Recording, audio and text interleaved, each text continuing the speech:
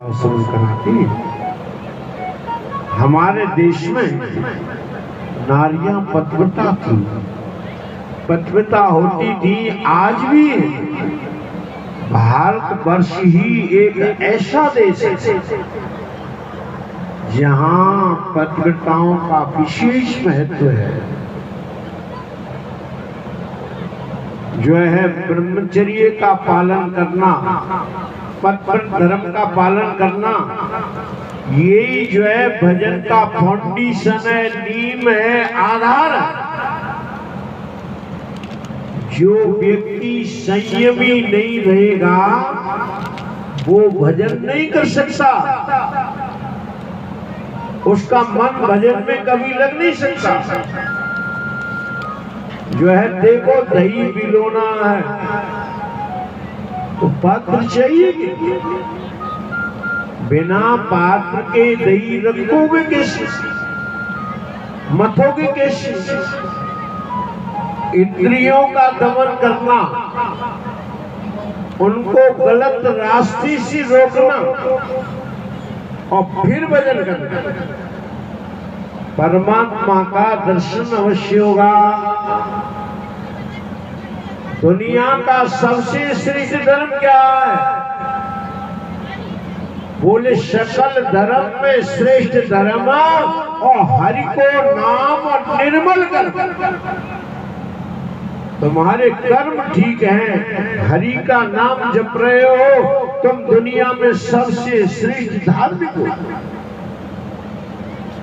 गोस्वामी जी महाराज भी कहते हैं कि प्रीति राम सौनीत पथ और चली राग ऋषि जी और तुलसी संतन के मते यही भजन की। अपने इष्ट देव से प्यार हो और रास्ता नीति का हो, आचरण तुम्हारा गड़बड़ ना हो, बस तुम्हें परमात्मा की प्राप्ति हो जाएगी।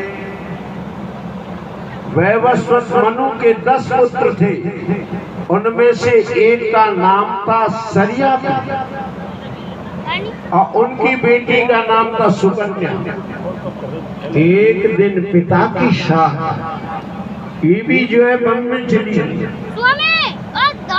और चमन ऋषि के आश्रम में सेना के साथ राजा ठहर गए। दौड़ कर रहे हैं, दौड़ भाग रहे हैं। चमन ऋषि ध्यान की गहराई में पहुंच चुके थे,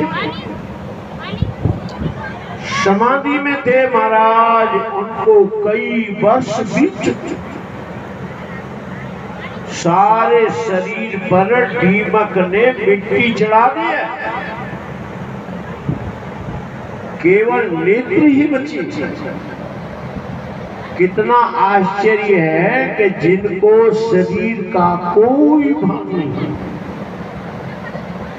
अच्छा, आप थोड़ा सा प्राणायाम साथ, और जब प्राणायाम ठीक ढंग से समझ जाए तो ना भूख लगेगी ना प्यास, शरीर में कोई बेकार भी नहीं होगा। चमन ऋषि के नेत्रों से महाराज ज्योति निकल रही थी, प्रकाश निकल रहा था। सुकन्या अपनी सहेलियों के साथ घूमती हुई और वहां पहुंची और कौतूहल बसा, खेल बसात देखा ये क्या है। सुकन्या ने 2 कांटे लिए और दोनों छिद्रों में चबा दिए और ऋषि की महाराज दोनों आंखें समाप्त हो गई। खून निकल आया और खून निकलते ही भूकंप होने लगा। सब सेना, हाथी, घोड़े, सब का महाराज मलमूत्र रुक गया। राजा सोचने लगा कि ये क्या हुआ। सबसे पूछा कि किसी ने ऋषि का अपराध तो नहीं किया, कोई गलती तो नहीं की। सुकन्या दौड़ी दौड़ी आई और उसने अपनी जो है गलती बता दी। पिताजी, मुझसे ऐसा हुआ। पहले जमाने के लोग अपना पाप छुपाते नहीं, एक दिन हम आपको बता चुके हैं, जिसे छुपाओगे वो बढ़ेंगे, जिसे ओपन कर दोगे, प्रकट कर दोगे, वो घट जाएंगे। सुकन्या चाहती तो सहेलियों को डांट देती कि किसी को बताना नहीं, लेकिन जो ऐसा नहीं किया। मैंने गलती की है, उसका प्रायश्चित भी तो मुझे ही करना होगा। जो है पिताजी से जाकर के कह दिया, पिताजी मुझसे गलती हुई और मैंने इस तरह से कांटे चुभाए और रक्त की धारा निकल पड़ी। जो है राजा ने तुरंत जाकर मिट्टी हटाई और महाराज भी अति वृद्ध थे, नेत्र जा चुकी थी। राजा ने कहा, महाराज आप चिंता ना करिए, मेरी बेटी से अपराध हो गया है, लेकिन मैं आपको कष्ट नहीं होने दूंगा। नौकर चाकर आपकी सेवा में हर समय उपस्थित रखूंगा। ऋषि ने कहा, राजन नौकर चाकर सेवा नहीं कर सकते, जो पत्नी पुत्र और शिष्य कर सकते हैं, बाकी लोग तो पैसे के यार होते हैं। मेरे कोई शिष्य नहीं है, क्योंकि मैं एकांत में रहकर के भजन करता हूँ और तुम्हारी बेटी को शिष्या बना करके रख नहीं सकता, क्योंकि मैं जंगल में अकेला रहता हूँ, पर मुझे सेवादार चाहिए। ऋषि का संकेत यही था कि जो है मेरे साथ विवाह कराए, मेरी सेवा करे। महाराज भी अति वृद्ध थे, बाल सफेद हो गए थे, झुर्रियां पड़ी हुई थी। राजा ने सोचा कि ऋषि को अपनी बेटी दे दूं तो इसका जीवन बर्बाद हो जाएगा। राजा ने कहा, भगवान इसके बदले में जो चाहो सो मांग लो, मैं देने को तैयार हूं। उन्होंने कहा, राजन हमें किसी वस्तु की आवश्यकता नहीं, जो है हमें सेवादार चाहिए। सुकन्या को मालूम पड़ा और कहा, पिताजी मेरा विवाह इनके साथ कर दीजिए। राजा ने कहा, बेटी वृद्ध के साथ विवाह करा के तुम अपना जीवन बर्बाद करना क्यों चाहती हो? जो है जवानी काटना बड़ा मुश्किल होता है। भावावेश में व्यक्ति कह तो देता है कि हम विवाह नहीं कराएंगे, लेकिन आज की युग में महाराज बड़ा कठिन है काम के वेग पर विजय पाना। बेटी तुम इनके साथ विवाह ना कराओ, जैसा होगा मैं जो महात्मा को प्रसन्न कर दूंगा। सुकन्या ने कहा, पिताजी मैं आपकी जो है बेटी हूँ, आपके माथे कलंक नहीं लगने दूंगी। मैं अपने पाप का प्रायश्चित इसी जन्म में करना चाहती हूँ, नहीं तो अगले जन्म में मुझे अंधा पति मिलेगा। इसलिए विवाह हो जाने दीजिए। मैं वचन देती हूँ कि मैं अपने जीवन में कभी गलत काम नहीं करूँगा। विवाह कर दिया, राजा चले गए और सुकन्या ने महाराज अपने वृद्ध पति की वो सेवा की जैसे शंकर भगवान की सेवा पार्वती अम्मा करती है। प्रातः काल 4 बजे से लेकर और रात्रि के 10 बजे तक सुकन्या सेवा में लगी रहती।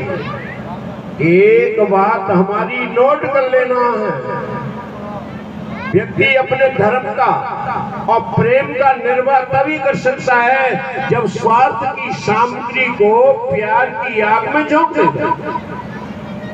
जब तक तुम अपने स्वार्थ का बदला नहीं करोगे, तब तक तुम धर्म का और प्रेम का निर्वाह नहीं कर सकते। आज का व्यक्ति इतना स्वार्थी हो चुका है महाराज, वो अपने स्वार्थ का जो है त्याग नहीं कर सकता। वो अपने धर्म का परित्याग कर सकता है, धर्म को छोड़ सकता है, लेकिन स्वार्थ को नहीं छोड़ सकता। याद रखो, आपके जीवन में धर्म सबसे ऊंची वस्तु है। देखो, जब पाकिस्तान बना तो हजारों पीढ़ियों की जमीन जायदाद मकान दुकान छोड़ करके लोग पाकिस्तान से हिंदुस्तान आ गए। इन्होंने अपने जीवन की जो है परवाह नहीं की। ये मुसलमान अगर बन जाते तो इनकी हजारों पीढ़ियों की धन धरती जमीन जायदाद तो नहीं छूटती, लेकिन इन्होंने कहा नहीं, हम अपना धर्म बचाएंगे। धर्म को बचाने के लिए महाराज वे अपने बेटों की कुर्बानी कर गए। वीर भरत सिंह, शिवाजी, महाराणा प्रताप, लक्ष्मीबाई आदि शहीद हो गए।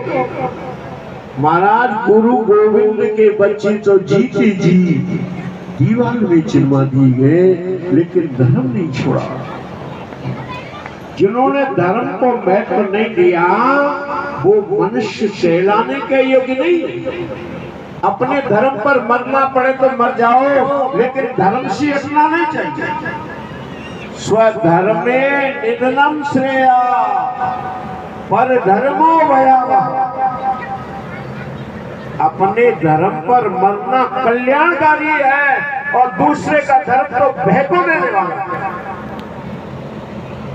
लेकिन आज लोग दूसरों के धर्मों को अपना रहे हैं, अपने धर्म को छोड़ते जा रहे हैं।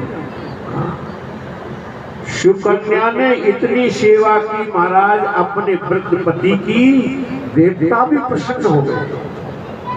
एक दिन देवताओं के वैद्य अश्विनी कुमार वहां आए और वे अति सुंदर थे। उन्होंने सुकन्या की परीक्षा ली कि देवी, तुम तो किसी राजमहल की शोभा बढ़ाने वाली स्वर्ग की अप्सरा जैसी सुंदर दिखती हो, इस वृद्ध के पीछे क्यों पड़ी हो? क्या मिलेगा इससे? तुम अपनी जवानी क्यों जो है खराब करती हो? तुम कहो तो कोई देवता भी पत्नी के रूप में स्वीकार कर सकता है। सुकन्या ने कहा खबरदार, इसके बाद ऐसा कहा जो है शाप देकर के भस्म कर दूंगी। ये मेरे पति है, कैसे भी है, मेरे लिए परमात्मा जो है। भारतीय नारियां अपने पति को सब कुछ मानती है। पति कैसा भी मिला वो जो है तुम्हारे कर्मों का फल। अब तुम्हें उसी तरह रहना है। तुम अपने धर्म का परित्याग करोगी तो अगले जन्म में बहुत दुख उठाने पड़ेंगे। सुकन्या ने महाराज अपने वृद्ध पति की वो सेवा की, देवता भी प्रसन्न हो गए और अश्विनी कुमारों ने उनकी निष्ठा देखते और जो है बहुत प्रसन्न हुए। उन्होंने कहा देवी, हम जो है तुम्हारे पति को जड़ी बूटी वाले कुंड में स्नान कराएं। तुम्हारे पति के दिव्य नेत्र और जवान हो जाए, पहचानना भी मुश्किल हो जाए। शमन ऋषि ने हजारों वर्ष तक तप करके जो प्राप्त नहीं किया और सुकन्या ने पत्र धर्म का पालन करके और वो प्राप्त कर लिया। अश्विनी कुमार शमन ऋषि को साथ लेकर के स्नान करके जब बाहर निकले तो सुकन्या पर पहचानना मुश्किल हो गया कि इन तीनों में से मेरा पति कौन है।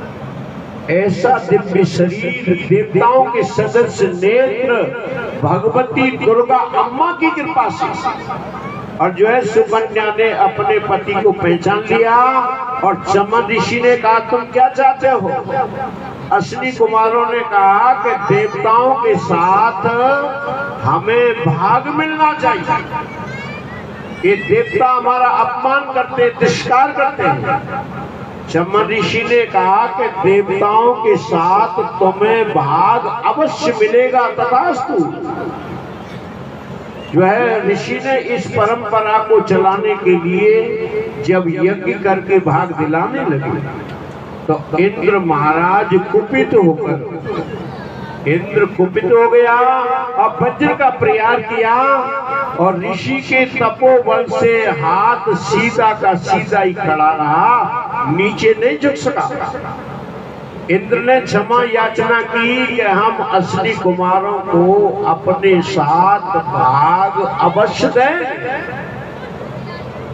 जब सरियाती अपनी पुत्री को देखने के लिए आया, देखा जवान पति के साथ बैठी, राजा के मन में शंका हो गई कि वृद्ध पति को छोड़ करके इसने जवान पति रख लिया। सुकन्या ने प्रणाम किया, लेकिन पिता ने आशीर्वाद नहीं दिया, बेटी तुमने ये क्या किया, कुल को कलंकित कर दिया। उसने कहा नहीं पिताजी, ये वही है।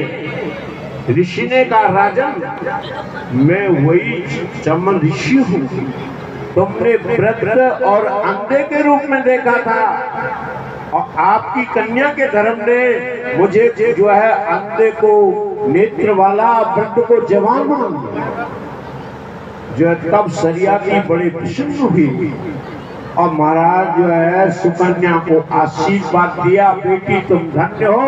और देखता पुष्प वर्षा के बाजे बजाते जय जयकार करते हैं, बोली वृंदावन बिहारी लाल की।